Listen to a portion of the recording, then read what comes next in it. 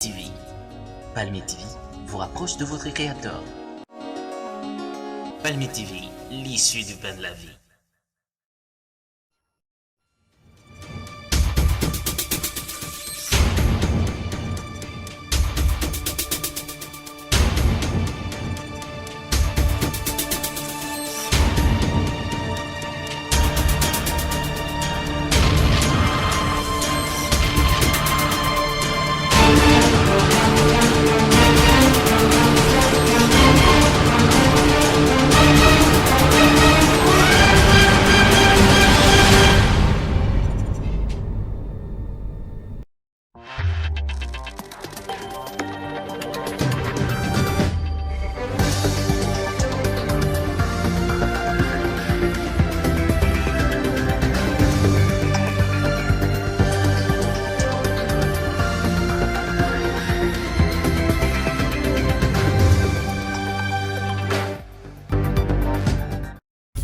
Pour le troisième exercice consécutif, le Premier ministre Jean-Michel Sama Lukundi respecte le délai constitutionnel en déposant à l'Assemblée nationale le projet du budget d'exercice 2024. Ce projet de loi des finances 2024 est évalué à 40 463 milliards de francs congolais, soit un accroissement de 24,7 par rapport au budget de l'exercice 2023.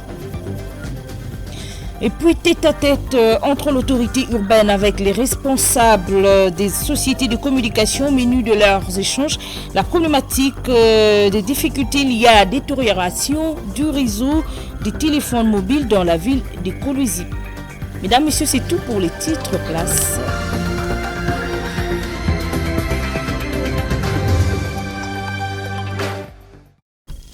à tous et à toutes, bienvenue à cette nouvelle session d'actualité qui s'ouvre à Kinshasa. Le Premier ministre Jean-Michel Sama Lukundi vient de déposer ce vendredi 15 septembre 2023 à l'Assemblée nationale le projet de loi des finances exercice 2024 évalué à 40 463 milliards de francs congolais, soit un accroissement de 24,7 par rapport au budget de l'exercice 2023 chiffré à 32 457 milliards de francs congolais. Pour le troisième exercice consécutif, le Premier ministre Jean-Michel Sama Lukundi respecte le délai constitutionnel en déposant à l'Assemblée nationale le projet de budget exercice 2024. Regardez.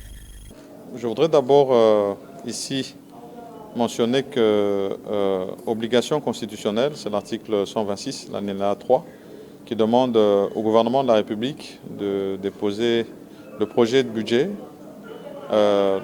plus tard le 15 septembre de l'année qui précède l'année budgétaire qui est présentée.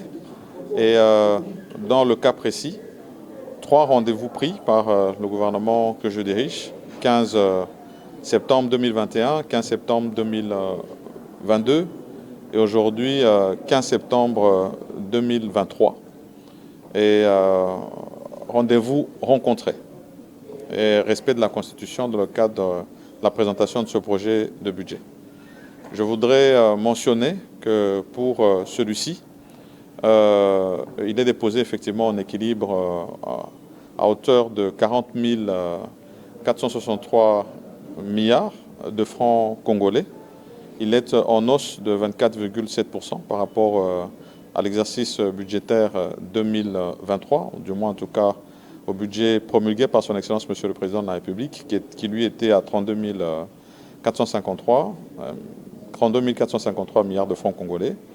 Nous gardons aussi un œil sur la poursuite du processus électoral, parce qu'il faudrait que je sois le plus complet possible. Nous allons avoir législatives présidentielles et les nationales et les provinciales, une partie des locales.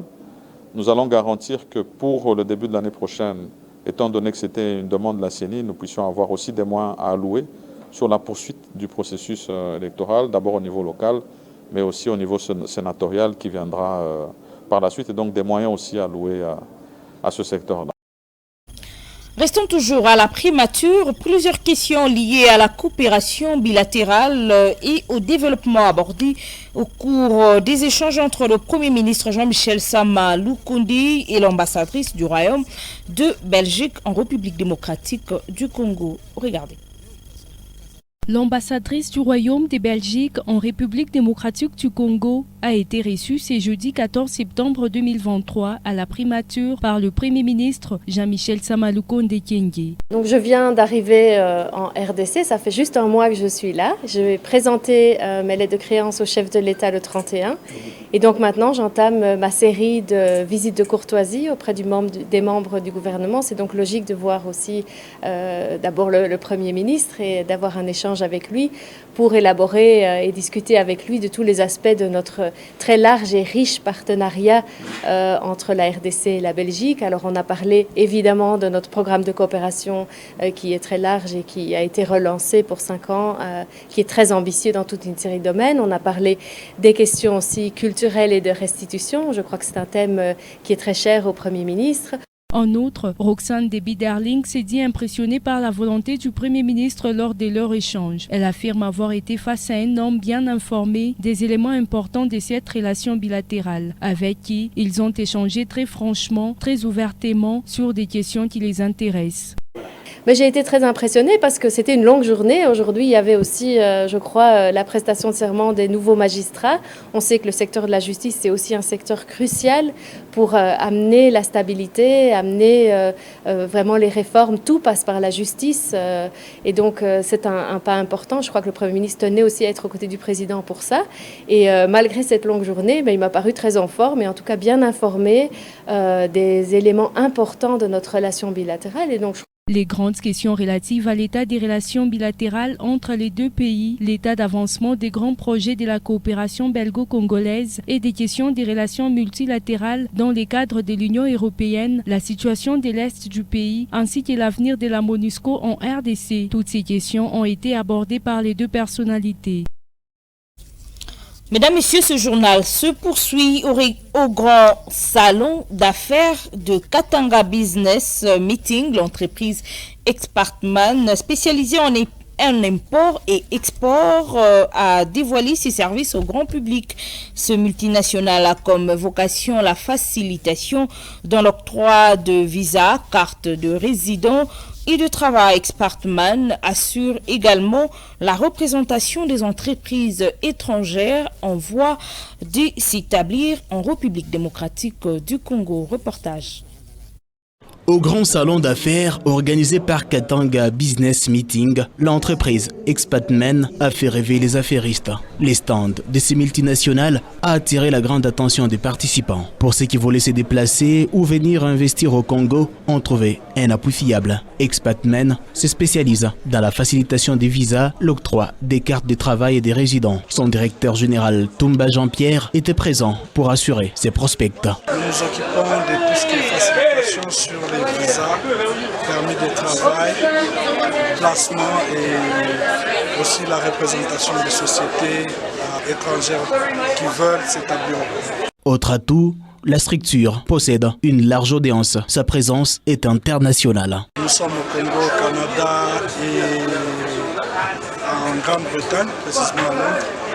Et les gammes que nous offrons sont multiples et plus intéressantes pour les expatriés qui viennent s'établir en RDC. Pour les investisseurs, Expertman assure la représentation des entreprises étrangères en voie de s'établir sur les sols congolais. Non, parce que la plupart ont une connaissance un peu difficile sur la pratique des visas. Expertman les aide à avoir une vue d'ensemble et des bonnes pratiques sur les visas et sur les séjours des étrangers. D'où il est beaucoup plus intéressant pour ces personnes, ces sociétés, de venir vers nous et avoir cette gamme de services que nous offrons. Des échanges avec ses futurs clients s'organisent en présentiel, tout comme en ligne. Expertman dispose d'une plateforme bien garnie. En fait, nous avons aussi une plateforme qui est dédiée à tous nos clients. Et toutes les interactions se passent à travers cette plateforme. Et nous avons établi récemment une plateforme bot qui permet à ce que toutes les interactions soient canalisées vers là. par un moyen simple, par WhatsApp, avec un bot qui interagit directement avec nos équipes d'ici à Kolwezi, tout comme à Kinshasa, à Goma et partout ailleurs. Ces multinationales assurent aussi la conformité des entreprises étrangères établies en RDC. L'entreprise propose une série de formations, de renforcement des capacités des mandataires d'ordre, des mandataires de collaboration pour une croissance et l'obtention des objectifs des entreprises. Tout à fait autre chose. À présent, le premier citoyen de Kolwezi, maître Jacques Masengo Kindeli, a échangé avec les responsables des sociétés de télécommunications de sa juridiction le jeudi 14 septembre 2023. Dans son cabinet de travail, cette rencontre était axée sur la problématique de difficultés liées à la détérioration des réseaux des téléphones mobiles dans la ville de Kolwezi. Face à cette urgence qui s'impose, le patron de Kolwezi a eu des explications claires quant à ce, notamment le partage de la fibre optique par un seul fournisseur. Reportage. Détérioration des réseaux des téléphones mobiles à Kolwezi, chef-lieu de la province du Lualaba. Les principales sociétés de télécommunications ne fournissent pas ces derniers temps une bonne qualité des réseaux à leurs consommateurs. Face à ces problèmes récurrents, la population est plongée dans les désarrois. Effectuer un appel et se connecter en toute tranquillité devient un luxe pour beaucoup de Kolweziens. Face à cette situation qui met sa population dans l'inquiétude, le premier citoyen de la ville, maître Jacques Masengo Kindeli, a eu un tête-à-tête avec les responsables des sociétés de télécommunications de sa juridiction pour s'imprégner de la question qui dérange ses administrés et avoir des explications approfondies quant à ces, notamment celui du réseau Vodacom, Airtel, Orange ainsi qu'Africell. Au niveau de la ville de Kolwezi, à ce qui concerne la qualité du réseau, le réseau de communication. Les hôtes des maîtres Jacques Masengo Kindeli lui ont fait part des difficultés liées à un seul fournisseur, régissant une même fibre optique pour toutes les sociétés de télécommunications. Monsieur le maire a été invité pour que vous puissiez nous expliquer le comportement. Il y a réseau, ville, il y a Kolwezi.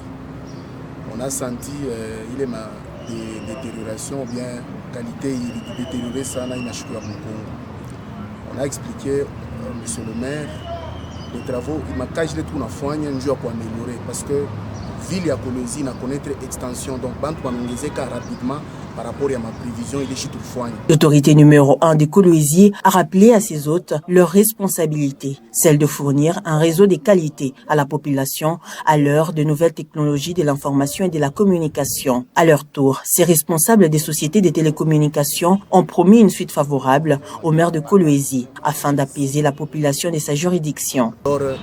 On a essayé mon niveau et tout d'y adapter pour que la population en Kolwezi bénéficie de qualité nzuri sana. Chez tous les opérateurs, ma travaux est en cours pour permettre que la qualité soit au rendez-vous. Et monsieur le maire a donné ça, on va tout réunir au mois d'octobre pour que tu évalues les travaux, qu'est-ce que ça a apporté en termes de la qualité sur la ville de Kolwezi. Un rendez-vous est programmé au mois d'octobre prochain avec le premier citoyen de la ville pour l'évaluation de la situation. Réfection et modernisation des cimetières de Kolwezi, le maire adjoint de Kolwezi, Farida Mouepou Odile, était sur terrain pour inspecter les travaux exécutés. L'autorité urbaine a débuté sa tournée par le cimetière Mwangeji, dont les travaux sont exécutés par l'entreprise Congo Service Company. La deuxième citoyenne de Kolwezi a effectué la ronde pour se rendre compte des conditions dans lesquelles les morts sont enterrés. Après cette étape, elle a pris la direction du cimetière de Sapin 1. Regardez. Le maire adjoint de Kolwezi, Farida Mouepou Odile, a effectué une visite d'inspection des travaux de débroussaillage et réfection des cimetières de la ville de Kolwezi. Farida Mouepou Odile est d'abord passée au cimetière Mwangeji, l'un des plus vieux de la province du Lualaba. La première femme de Kolwezi a fait la ronde des celliers pour inspecter les travaux exécutés par l'entreprise Congo Service Company et se rendre compte des conditions d'enterrement des morts. Accompagnée du responsable de la cellule de passation des marchés publics et l'ingénieur de la cellule technique de la mairie de Kolwezi, l'autorité urbaine a eu un bref entretien avec les gardiens du cimetière. qui lui ont exposé les difficultés auxquelles ils sont confrontés, notamment les ordures qui sont régulièrement jetées dans l'enceinte du cimetière par les ennemis de l'élan du développement initié par les premiers citoyens de la ville. Ceci étant, Farida Moupoudil sort sur une note de satisfaction au regard des travaux exécutés. On a constaté que les travaux étaient bien faits. Ce que nous déplorons aussi, c'est le cimetière de Chakouyala. Le cimetière de Chakouyala déjà saturé. À cet effet, nous avons fait un chef-lieu. Tout à ma disposition quand nous avons un cimetière, il y a moins de je pense qu'il est déjà plein. L'autorité urbaine interpelle au passage la population qui s'adonne à cette mauvaise pratique et promet de faire rapport au numéro 1 de Kolwezi. Comme on a quoi au cimetière, il faut qu'on ait chima ya bamor. Quand vous êtes là pour enterrer, on enterre dignement pour ne pas jeter ngara vile ba chaque tout pas banakuma majeu. Ils ont jeté là-bas banacha saleté. Il faut avoir respect à bamor. Poursuivant sa série d'itinérance, l'envoyé de maître Jacques Massingo Kindele a pris d'assaut le cimetière Sapin 1 au quartier Biachara pour la même opération. Les maires adjoints de Kolwezi a eu des explications claires des gardiens de ces vastes cimetières sur les dispositifs d'enterrement. Quelques remarques ont été faites par la deuxième citoyenne de Kolwezi, notamment le respect des intervalles des tombes et les numérotations pour l'identification des morts. Elle a loué la qualité des travaux exécutés par l'entreprise Congo Général Service CGS à capitaux congolaise.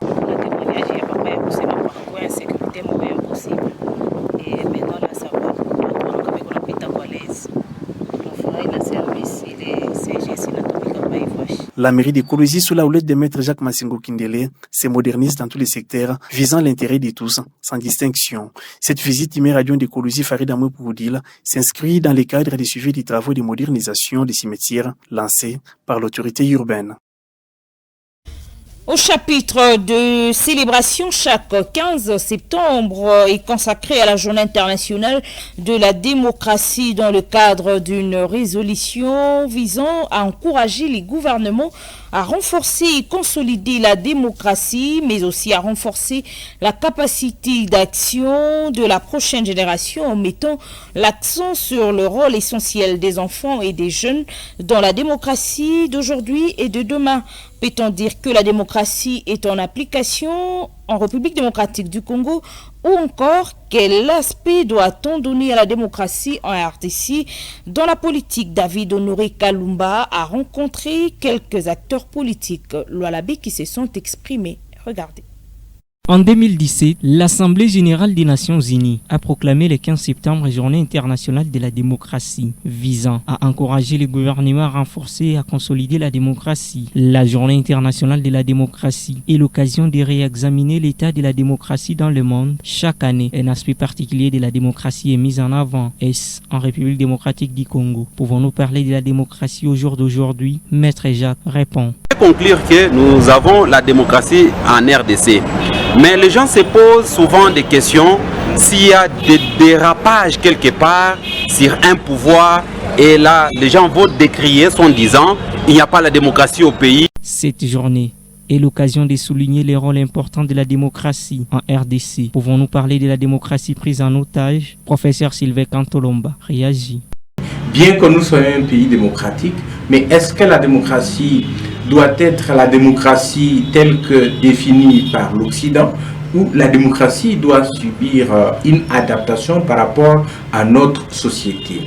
À ce jour, nous avons reçu la démocratie comme une denrée importée, mais cette démocratie a maille à partir sur terrain parce que c'est une démocratie occidentale qui n'a rien à faire avec ce que devait être la démocratie africaine. Vous avez par exemple, lorsqu'on vous dit les partis politiques sont libéralisés, et donc vous arrivez en République démocratique du Congo, on vous dit vous avez plus de 1000 partis politiques. Et tout ça, on met sur le joug de la démocratie. Non. La démocratie, pour beaucoup et pour moi-même, c'est un outil de fin parcours. Parce que lorsque vous voyez ces pays qui sont de référence en... Signalons tout de même que cette journée vise à renforcer la capacité d'action de la prochaine génération en mettant l'accent sur les rôles essentiels des enfants et des jeunes dans la démocratie aujourd'hui et de demain. Les thèmes de cette année, le renforcement des moyens d'action de la prochaine génération, met l'accent sur les rôles essentiels joués par les jeunes pour promouvoir la démocratie et veiller à ce que leurs voix soient entendues dans les décisions qui ont un impact profond sur leur monde. Mesdames, Messieurs, c'en est fini pour cette édition du journal. Merci à vous de l'avoir suivi.